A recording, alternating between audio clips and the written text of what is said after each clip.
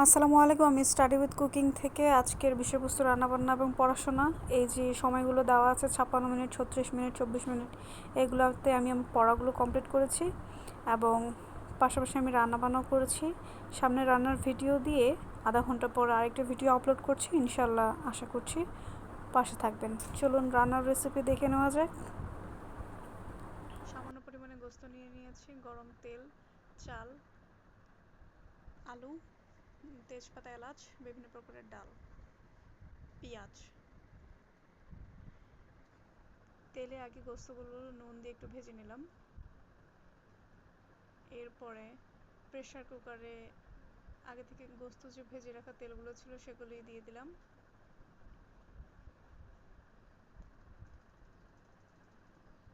এবং এর সাথে আরও নতুন করে তেল অ্যাড করলাম।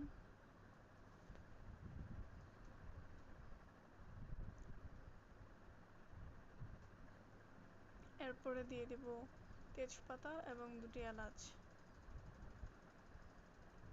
এরপরে পেঁয়াজ অ্যাড করে দিলাম। পেঁয়াজগুলো হালকা করে ভেজে নেব। আজকে খিচুড়ি রান্না করার এটা মাথায় আসা যে চট করে যেন রান্নাবান্না শেষ হয়ে যায়। খিচুড়ি পোড়ার কোনো তরকারি আসলে লাগে না আমাদের। এখান থেকে আগে থেকে বেটে রাখা আদা, রসুন এবং জিরা এখানে সামান্য পরিমাণে দিয়ে দিলাম, 1 চামচের মতো।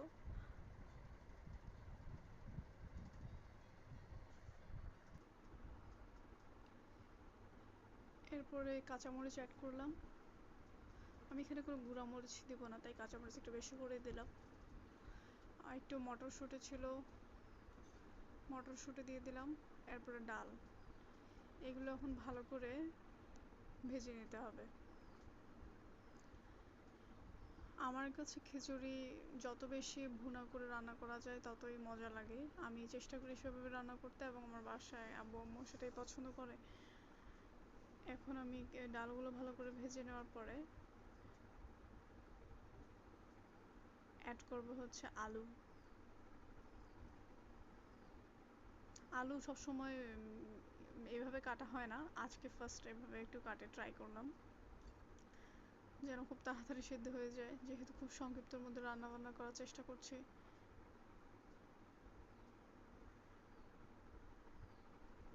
আলু এবং ডাল এগুলো ভাজা হয়ে গিয়েছে।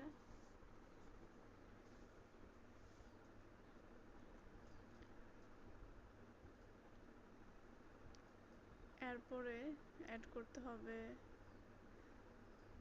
চাল।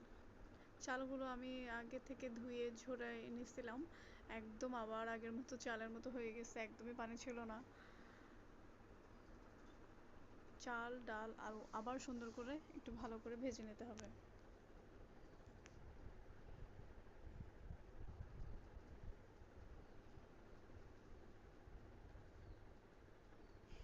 রান্নাবান্না যত তাড়াতাড়ি শেষ করা যায় মনে হয় যে ততই ভালো। এরপরে গত রাতে ভিডিও দিয়েছিলাম, বলেছিলাম যে রাতের মধ্যেই ভিডিও দেব, সেটা দেওয়া হয় নাই। আজকে রান্নার এবং পড়া কমপ্লিটের ভিডিওটি একসাথে দেব আর কি। আমি 1 চামচ পরিমাণে হলুদ নিয়ে আবার খিচুড়িটাকে ভাজে নেব।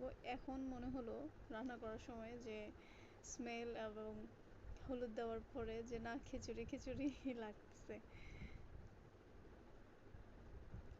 ভাজে রাখা গোস্তগুলো দিয়ে দিলাম এবং একটু ভেজে নিয়ে আবার পানি অ্যাড করে দিলাম। এখন সুন্দর করে ভালো করে নাড়ে আবার একটু সামান্য পরিমাণে পানি দিয়ে ঢাকনা দিয়ে রেখে দিতে হবে।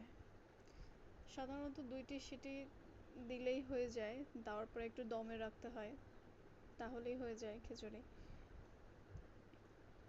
আমি এটা সম্পূর্ণভাবে সেট করে দিয়ে পরে গেলাম।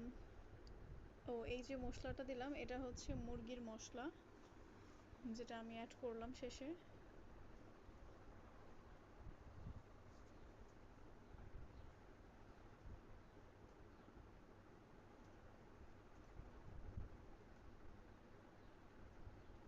এরপরে এটা ঢাকনা দিয়ে আমি গেলাম আমার নেক্সট কাজ, থালা বাসন ধুইতে। থালা বাসন ধোয়া হইতে হইতে দেখলাম খিচুড়ি রান্না প্রায় শেষ। খিচুড়ি এসে দেখে পানি একদমই নাই। এই যে আমার খিচুড়ির ফাইনাল লুক। এতক্ষণ দেখলেন রান্নার ভিডিও। পরবর্তী আধা ঘন্টার মধ্যে আমি আমার পড়া কি পড়বো আজকে এই পড়াটা লিখে আবার ইনশাল্লাহ ভিডিও আপলোড দিব। শেষ পর্যন্ত আমার পাশে থাকবেন, লাইক, কমেন্ট, শেয়ার এবং সাবস্ক্রাইব করে আমার পাশে থাকবেন ইনশাল্লাহ। আসসালামু আলাইকুম।